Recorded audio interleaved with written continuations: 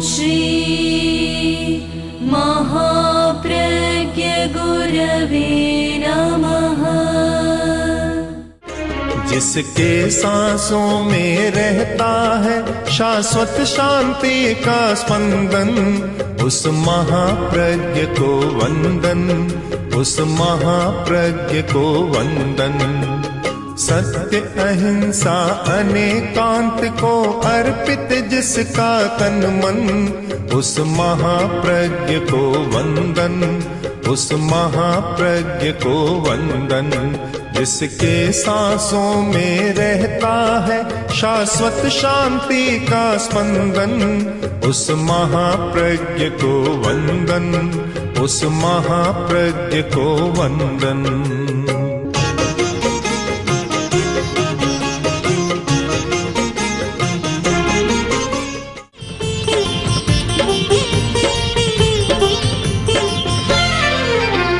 मैं मुनि बना तब मैंने अपने गुरु की साक्ष्य से अहिंसा का महाव्रत स्वीकार किया था। इसलिए अहिंसा मेरे लिए कोई नया शब्द नहीं है।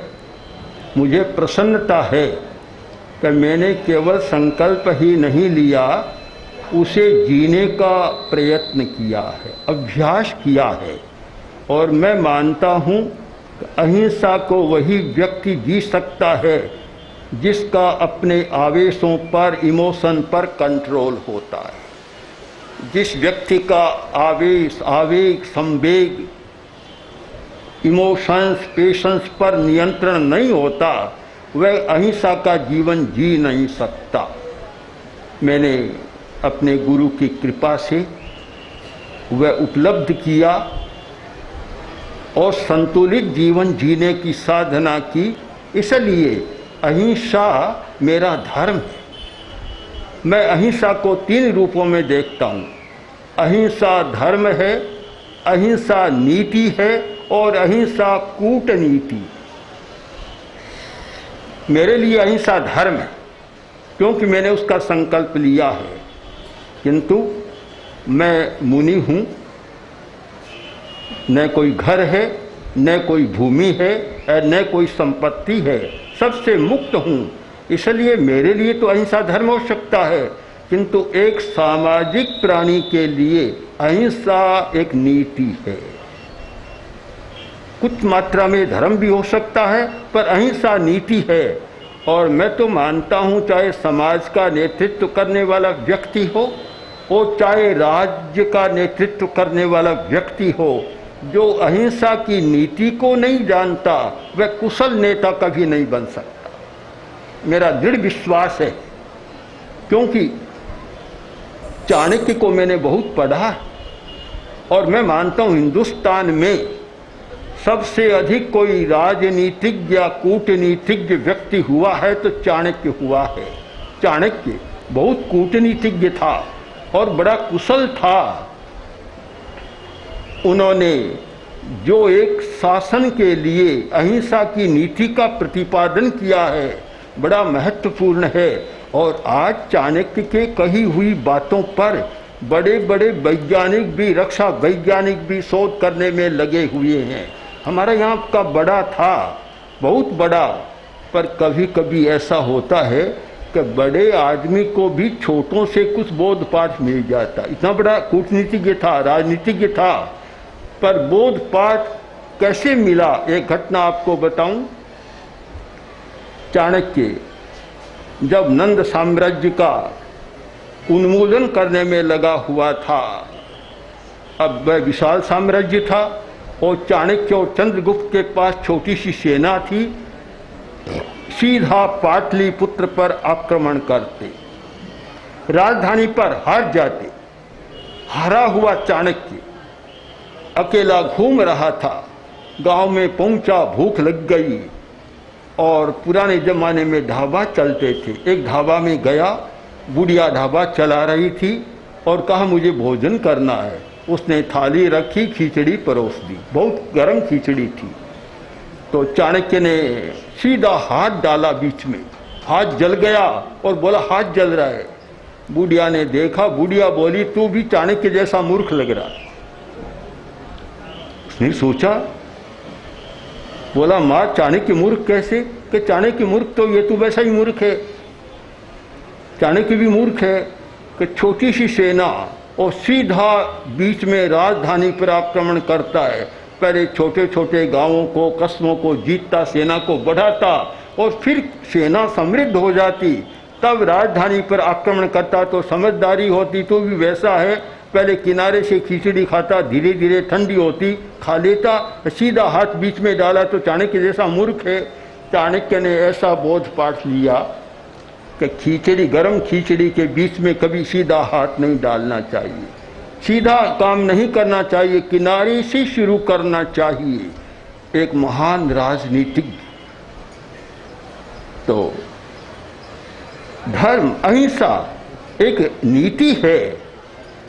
कारण आप बहुत ठंडे दिमाग से विचार करें, व्यापक दृष्टिकोण से विचार करें कि एक राज्य या राष्ट्र में अनेक जाति के लोग होते हैं, अनेक संप्रदाय के लोग होते हैं, अनेक विचारों के लोग होते हैं, अनेक सभ्यता और संस्कृतियों के लोग होते हैं। वह राष्ट्र और वह राष्ट्र का नेतृत्व जो सब में सामंजस्य स्थापित कर चलता है। अहिंसा का एक महासूत्र है सामंजस्य, अनेकांत का एक सूत्र है समन्वय और सामंजस्य। सब में सामंजस्य वह विकास कर सकता है। क्योंकि हम तो चलते हैं तो एक गांव में एक दिन में 10-12 किलोमीटर चलते हैं तो गांव ही गांव आती चले गए। तो गांवों में गए हमने, चाहे हिंदू मिले, मुसलमान मिले और दूसरी जाति के लोग भी मिले, हमने सबसे कहा कि अहिंसा को कोई धर्म माने या न माने अलग प्रश्न है, अपना अपना विचार है। हम किसी को बाधित करना नहीं चाहते कि तुम अहिंसा को धर्म मानो, पर कम से कम अहिंसा को नीति के रूप में जरूर स्वीकार करो। और मैंने जहाँ तक पढ़ा, अनुभव किया कि पश्चिम के लोगों ने इतने जो शांति के आंदोलन चलाए हैं, कोई धर्म की भावना नहीं है, वह प्रेरणा नहीं है। उन्होंने इस सच्चाई का अनुभव कर लिया कि शांति के बिना विकास नहीं हो सकता, चाहे औद्योगिक विकास, चाहे आर्थिक विकास, चाहे सामाजिक विकास, चाहे शैक्षणिक विकास। लड़ाई झगड़ा करते करते कभी नहीं हो सकता, शांति के द्वारा ही विकास हो सकता है। इसलिए अगर आप विकास करना चाहते हैं, गरीबी से छुटकारा पाना चाहते हैं, समृद्ध होना चाहते हैं और प्रगतिशील होना चाहते हैं, तो उसके लिए शांति अनिवार्य है। और शांति और अहिंसा दो नहीं, एक ही बात है। जहाँ अहिंसा है वहाँ शांति है, जहाँ शांति है वहाँ अहिंसा है। आप अहिंसा को केवल धर्म के रूप में स्वीकार न करें, केवल मोक्ष के अर्थ में स्वीकार न करें, आप अहिंसा को व्यापक संदर्भ में देखने का प्रयत्न करें। आचार्य तुलसी ने अहिंसा को जो रूप दिया, इतना व्यापक रूप में प्रस्तुत किया। अहिंसा कोई नई बात नहीं है, पर संदर्भ नया हो सकता है। एक नए संदर्भ में प्रस्तुत किया कि अहिंसा को व्यापक संदर्भ में देखने का प्रयत्न करें। इस विषय में मुझे महाराजा रणजीत सिंह का उदाहरण बहुत आकृष्ट करता। पंजाब के राजा महाराजा रणजीत सिंह, उनके एक आंख में थोड़ी क्षति थी, एक आंख ठीक काम कर रही थी, एक आंख में कमी थी। तो एक बार उन्होंने कहा मेरा चित्र बनाओ और जो सबसे बढ़िया चित्र बनाएगा उसे मैं पुरस्कार दूंगा। अब भला महाराजा का आदेश था उस समय। सैकड़ों सैकड़ों चित्रकार चित्र बनाकर लाए, देखा पसंद नहीं आया। 3 चित्र देखे बहुत बढ़िया थे। एक चित्र देखा, उसमें महाराजा के दोनों आंखें दिखला दी। महाराजा ने कहा मिथ्या, झूठ है, मैं झूठ को पसंद नहीं करता। बढ़िया चित्र था पर अस्वीकार कर दिया। दूसरा चित्र जो एक आंख दिखाई गई, महाराजा ने कहा यह कटु सत्य है, नग्न सत्य को भी मैं पसंद नहीं करता। बिल्कुल ठीक बात है, न तो मिथ्या बात पसंद आनी चाहिए और न कटु सत्य और नग्न सत्य हमारे सामने काम कर सकता, सफलता नहीं मिल सकता। तीसरा चित्र आया। तीसरा चित्र में एक इतनी कुशलता के साथ चित्र बनाया कि महाराजा शिकार कर रहे हैं और शिकार के समय आप जानते हैं मुद्रा ये होती है धनुष बाण की, ये मुद्रा, तो उससे आंख ढक गई, वह भी दिखाई नहीं दे रही है और झूठा भी नहीं, कटु सत्य भी नहीं। महाराजा ने कहा यह पुरस्कार के योग्य, यह सापेक्ष सत्य है। एक मिथ्यावाद, एक कटु सत्य या नग्न सत्यवाद और तीसरा सापेक्षवाद। वही सफल हो सकता है जो अहिंसा की सापेक्ष नीति को जानता है, सापेक्ष नीति का प्रयोग करता है। मैं सोचता हूँ कि इस अहिंसा की सापेक्ष नीति के बारे में हमारे समाज का चिंतन होना चाहिए। आप बुरा न माने, मुझे लगता है कि हमने अपनी दो शक्तियों को ह्रास में ले गए। जिस हिंदुस्तान ने अपनी योग विद्या के द्वारा एकाग्रता की शक्ति का विकास किया था और संकल्प शक्ति का विकास किया था, इच्छा शक्ति का विकास किया था, लगता है आज एकाग्रता की शक्ति हमारी कम हो गई, हमने ध्यान करना छोड़ दिया। और मैं तो निश्चित मानता हूँ जो व्यक्ति योग विद्या का, ध्यान का एक सहारा नहीं लेता और किसी विषय पर एकाग्र होना नहीं जानता, चंचलता में खोया रहता है, वह कभी सफल नहीं हो सकता। चाहे समाज का नेतृत्व करे, चाहे राज्य का करे और चाहे धर्म संघ का करे, किसी का नेतृत्व करे, सफलता मिल नहीं सकती। एकाग्र होना, एकाग्रता हमारी बहुत बड़ी शक्ति है। और दूसरी शक्ति है संकल्प की शक्ति। आचार्य तुलसी ने उस संकल्प शक्ति के लिए अणुव्रत का सिद्धांत सामने रखा था, अणुव्रत। और जिस अणुव्रत के माध्यम से एक व्यापक अहिंसा को समझने का जनता को मौका मिला। और आपको आश्चर्य होगा, आचार्य तुलसी का ऐसा एक अहिंसा का प्रभाव क्षेत्र बना कि जहाँ सब विरोधी लोग एकत्र होते थे, विरोधी विचार वाले, विरोधी लड़ाई वाले नहीं, विरोधी चिंतन और विचार वाले सब लोग एकत्र होते थे। जहाँ राजेंद्र बाबू, पंडित नेहरू का आना था, वहाँ जयप्रकाश नारायण, उस समय जयप्रकाश नारायण, लोहिया, राम मनोहर लोहिया जैसे व्यक्तियों का भी आना था। तो उधर गोलवलकर जी, गुरु गोलवलकर जी आदि सब लोगों का आना था और सभी प्रकार के चिंतकों का, चाहे साम्यवादी चिंतक थे, सबका आना एक मंच पर होता था। मैं मानता हूँ बहुत शुभ दिन था वह, कि जहाँ सापेक्ष दृष्टि से चिंतन करते हैं। आज भी हमें गंभीर चिंतन की जरूरत है। मैं चिंतन में बहुत विश्वास करता हूँ और चिंतन की प्रक्रिया भी गंभीर चिंतन की प्रक्रिया, सूक्ष्म चिंतन की प्रक्रिया। ध्यान का एक हमारा सूत्र था, स्थूलात् सूक्ष्मम समालम्ब्य, स्थूल से सूक्ष्म की ओर। विज्ञान का नियम है स्थूल से सूक्ष्म की ओर जाना। ध्यान का भी नियम था, अहिंसा का भी नियम है, स्थूल से सूक्ष्म की ओर जाना। आप अहिंसा को समझ नहीं पा रहे।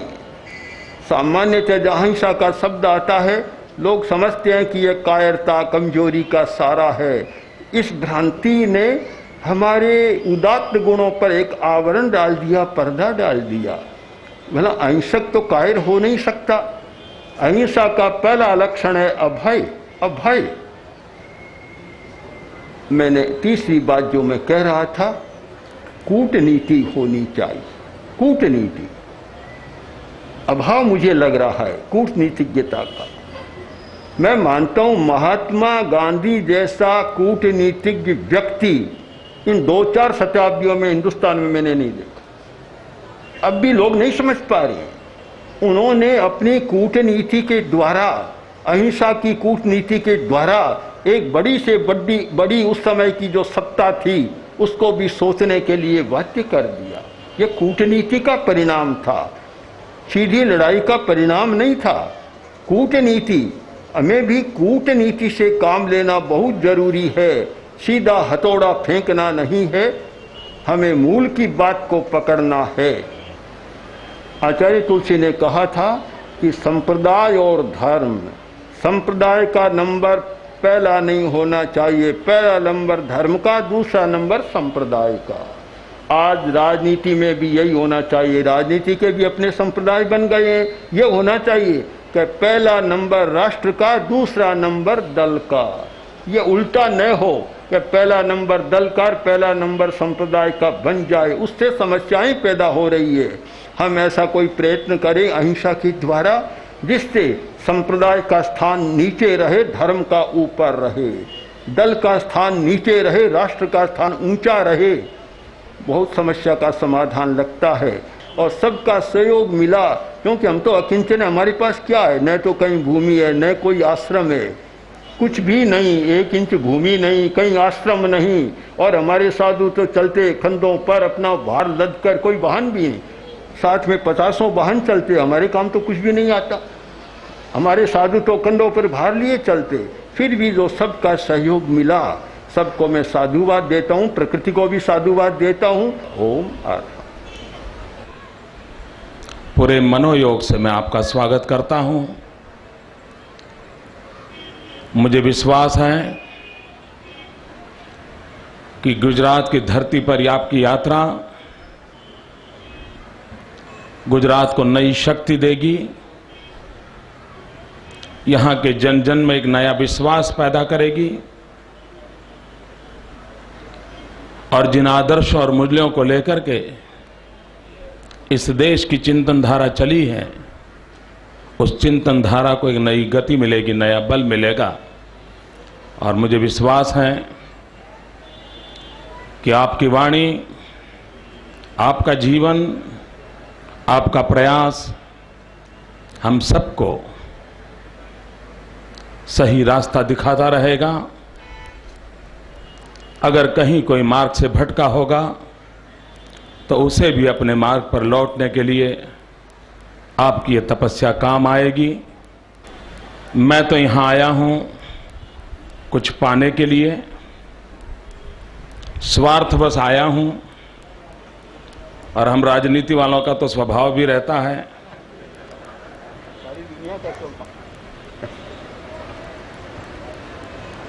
मैं आपसे आशीर्वाद चाहूँ, ये तेरा पंथ मेरा पंथ बन जाए। ठीक है। और आपके आशीर्वाद में वो सामर्थ्य है। बीच में 1 मिनट के लिए कि जब आचार्य तुलसी बहुत पहले जब दिल्ली पधारे, लोकसभा में हमारा कक्ष में कार्यक्रम था, अनंत शयनम आयंगर उस समय स्पीकर थे, तो आचार्य जी ने कहा तेरा पंथ, तत्काल खड़े हुए का ओ गो माई पंथ, आपने वही दोहरा दिया।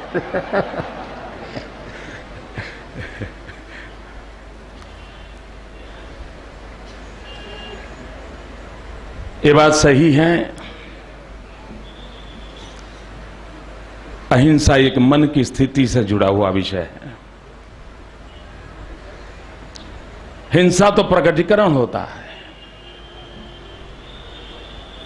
शस्त्र छोड़ने से अहिंसा आ जाती है, ऐसा नहीं है। बिना शस्त्र भी हिंसा जीवित रह सकती है,